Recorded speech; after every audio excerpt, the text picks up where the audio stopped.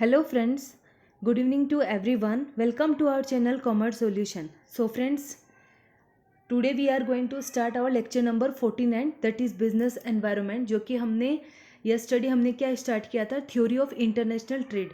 yesterday की lecture में हमने थ्योरी ऑफ इंटरनेशनल ट्रेड्स के बारे में डिस्कस किया था। सो फ्रेंड्स, लेक्चर स्टार्ट करने से पहले please subscribe my channel, like it and share it, ज़्यादा से ज़्यादा इसे शेयर कीजिए। थ्योरी ऑफ इंटरनेशनल ट्रेड ये हमने लास्ट लेक्चर में कवर किया। What do you mean by theory of international trades क्या है। जो इंटरनेशनल ट्रेड थ्योरीज है और ये अपने आप में 100% श्योर टॉपिक है जहाँ से क्वेश्चंस पुट अप होना है। थ्योरी इज ए सब field of economics which is analyses the patterns of international trade. किस तरीके से जो मेंबर कंट्रीज है वो ट्रेड करती है, उनके रूल्स, टेरिफ, कोटास, ये सारे डिस्कस किए जाते हैं इंटरनेशनल ट्रेड के। सो फ्रेंड, लास्ट लेक्चर में हमने ये सारी थ्योरीज थी, theory of mercantilism, theory of absolute advantage, theory of comparative, और हमने लास्ट लेक्चर में theory of mercantilism and absolute advantage हमने कवर किया था। तो आज हम कवर करने वाले हैं थ्योरी ऑफ मर्केंटिलिज्म। एक बार फिर से करवा देती हूँ कि थ्योरी ऑफ मर्केंटिलिज्म क्या है। एमर्ज इन द ये कब हुआ था? 16th सेंचुरी इन इंग्लैंड में, और थॉमस मम ने दिया था। और इसका कीवर्ड क्या है? मर्केंटिलिज्म है तो मम, थॉमस, टी फॉर थॉमस और एम फॉर मम। दैट इज़ व्हाट, किसने प्रोपाउंडेड किया था इस थ्योरी को? थॉमस मम ने। और यहाँ पे सिर्फ कोइंस, जिस कंट्री के पास ज़्यादा से ज़्यादा मेटल्स, गोल्ड, सिल्वर ये होता था, वो कंट्रीज़ यहाँ पे मेंबर कंट्रीज़ थी। मतलब उस तरीके से हम मेंबर कंट्रीज़ में ट्रेड होती थी। थ्योरी ऑफ एब्सोल्यूट एडवांटेज ये किसके द्वारा दी गई है? Adam Smith. ए स्क्वायर क्या है अपना? Adam Smith. अदम स्मिथ ने दिया। अगर एब्सोल्यूट एडवांटेज आता तो हमें उसका निमोनिक क्या बनाना है? अदम स्मिथ, 1776 को। और यहाँ पे किसको फोकस किया गया है कि एब्सोल्यूट एडवांटेज, जिस भी कंट्री के पास उसका खुद का जो ओन है, जिस कंट्री में वो सबसे ज़्यादा एडवांटेज है रिसोर्सेज में, नेचुरल रिसोर्स, तो उस कंट्री को यहाँ पे फोकस किया गया है। तो वो अपने खुद नेचुरल रिसोर्सेज के अकॉर्डिंग वो बनाए सारे गुड्स और दूसरे कंट्रीज़ के साथ ट्रेड करे। सो फ्रेंड्स, आज हम स्टार्ट करने वाले हैं अपनी थ्योरी ऑफ कॉम्परेटिव एडवांटेज, जो कि 1870 में आई थी। और ये किसने प्रोपाउंडेड की थी? Who gave this theory of comparative advantage? David Ricardo. British economics थे 19th सेंचुरी में, उन्होंने दी थी, डेविड रिकार्डो जी ने। और ये कॉम्परेटिव एडवांटेज थ्योरी है, मतलब कंपेयर करना। इसमें मेन क्या बताया गया? Cause and benefits of the international trade to the differences in the relative opportunity cost. यहाँ पे क्या बताया गया है कि cause and benefits of international trade to the differences in the relative opportunity cost, cost in the terms of other goods given up of producing the same commodities among countries. मतलब comparative advantage के बारे में David Ricardo जी क्या बोलते हैं कि cause and benefits of international trade to the differences in the relative opportunity cost. Opportunity cost उसको दो कि cost in terms of other goods given है, मतलब कंपेयर करो जिस चीज़ में हम ज़्यादा कंपेयर कर सकते हैं कि दो प्रोड्यूसिंग सेम यूनिट्स है और वहाँ पे हम कौन सी चीज़ को ज़्यादा कम कॉस्ट है तो वही चीज़ हम प्रोड्यूस करते हैं और वही चीज़ हम एक्सपोर्ट करेंगे।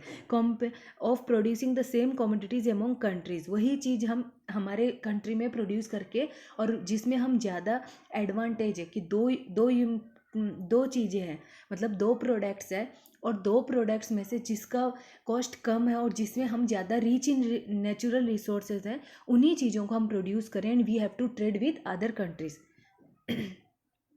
The theory of comparative advantage provides a strong argument in favor of free trade and specialization among countries. Compare करना, ये कॉम्परेटिव एडवांटेज क्या प्रोवाइड करता है? Strong argument in favour of free trade and specialisation among countries, और specialisation होता है among countries.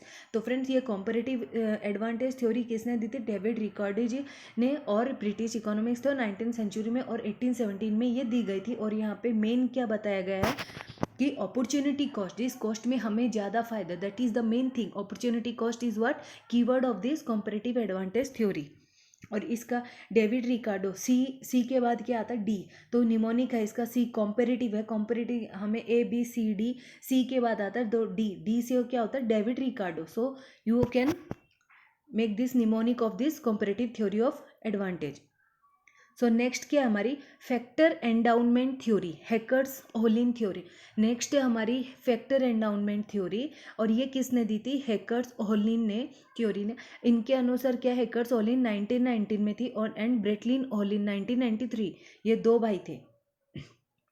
ये क्या थे, स्वदेशी इकोनॉमिक्स थे। स्वदेशी इकोनॉमिक्स, एक countries with plentiful natural resources, उनके अनुसार वो क्या बोल रहे हैं, countries with plentiful natural resources will generally have a competitive advantage in products using this resources.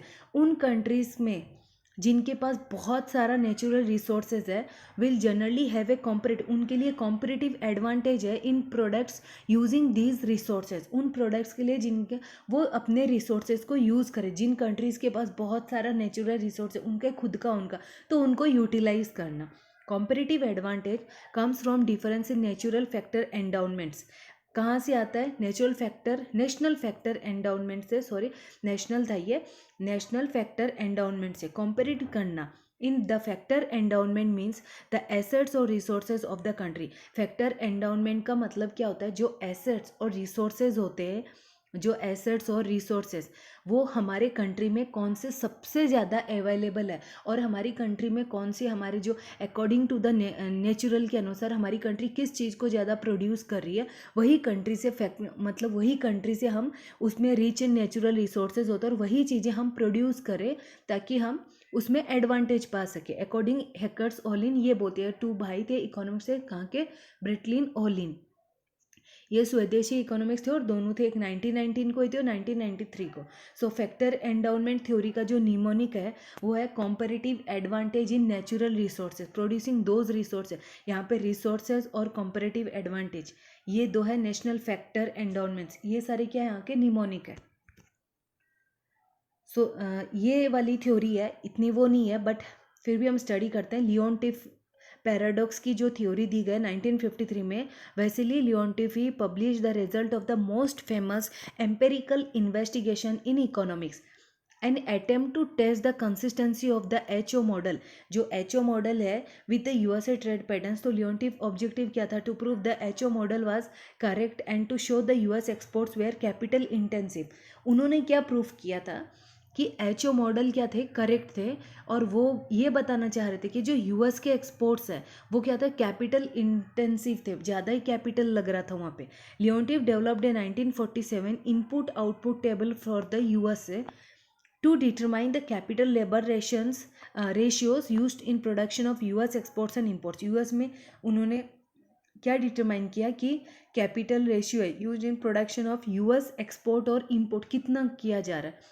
So friend ये इतनी इंपॉर्टेंट नहीं है बट फिर भी ये ध्यान रखो, लियोनटिफ पैराडॉक्स में क्या पूछा गया था, एक्सपोर्ट और इंपोर्ट और US, यहाँ का निमोनिक क्या है, US में किस तरीके से डेवलप्ड हो रहा था और किस तरीके से वो लोग अपने रिसोर्सेज को यूटिलाइज कर रहे थे US में, कि उसमें लेबर कैपिटल जो लेबर रेशियो है ये यहाँ पे कैपिटल लेबर इंटेंसिव बोला गया। So it is the word mnemonic है इसका, capital intensive. Product life cycle, yes it is very important, 1966 को आई थी ये थ्योरी में। क्या पूछा गया, क्या वर्नोम, इन्होंने किसने दी थी, वर्नोम ने, स्टेजेस ऑफ प्रोडक्शन। और ये वाली थ्योरी लियोनटिफ पैराडॉक्स में किसने दी थी, वैसिली लियोनटिफ ने दी थी 1953 में। तो ये ज़्यादा इंपॉर्टेंट है, इनके नाम जितनी भी थ्योरीज हैं उनके नाम, क्योंकि ये सारे क्वेश्चंस मैच द फॉलोइंग में पूछे जाते हैं। वर्नोम और प्रोडक्ट लाइफ साइकिल थ्योरी कब दी थी, 19, और इसने किसने दी थी, who propounded this theory, Vernon ने। Stages of production of product and know how knowledges how to make, इसमें क्या बोला गया, stages of production of a product, एक प्रोडक्ट जब हम बनाते हैं तो उसके क्या क्या स्टेजेस होते हैं और उन्हें कैसे हम जाने, it is given by what, Vernon, वो ये बोलना चाहते हैं। International product life cycle has 4 stages, हमें पता है प्रोडक्ट्स लाइफ साइकिल की कितने 4 स्टेजेस हैं। तो new product development, maturing stage, standardise product और डिक्लाइनिंग स्टेज। सबसे पहले हम प्रोडक्ट डेवलपमेंट करते हैं, फिर उसका मैच्योरिंग स्टेज होती है, फिर स्टैंडर्ड प्रोडक्शन होता है, फिर डिक्लाइनिंग स्टेज, वो धीरे धीरे कम होते जाता है। तो ये 4 स्टेजेस के बारे में बात की गया। तो हमें ये पता है कि जब भी ये 4 स्टेजेस की बात आएगी PLC की, तो ये थ्योरी किसने दी थी, वर्नोम ने। तो ये बहुत ही इंपॉर्टेंट है। नेक्स्ट है theory of competitive advantage, Porter model, theory of competitive इन सारी थ्योरीज में इतना कुछ नहीं है कि हम बहुत ज़्यादा गहराई में, बस इतना समझना है कि ये किसने दी थी और हु इज़ द इकोनॉमिक्स किसके द्वारा दी गई थी और इसमें मेन फोकस किस चीज़ पे किया गया। बिकॉज मैच द फॉलोइंग में ऐसे ही क्वेश्चन आते हैं और एक क्वेश्चन पक्का है। तो थ्योरी ऑफ कॉम्पिटिटिव एडवांटेज में पोर्टल मॉडल माइकल पॉटर ने ये दी थी। Who gave this theory of competitive advantage? Michael Potter. इसको पोर्टल मॉडल भी बोला जाता है। Harvard business school research product in 1990। Potter stated that above 4 attributes and proposed a diamond matrix to show interrelationship. Potter also states importance of government policies and actions in international business. उन्होंने क्या बताया था कि stress in importance of government policies and actions in मतलब portal ने ये भी बोला कि ये जो 4 एट्रीब्यूट्स है और इसमें हम जो इंटरनेशनल बिजनेस है तो वहाँ पे गवर्नमेंट पॉलिसीज़ और एक्शंस के क्या रोल है, वो किस तरीके से इम्पोर्टेंस है, that is given by what Harvard Michael Potter. उसने कब दिया था? रिसर्च प्रोजेक्ट था 1990 का।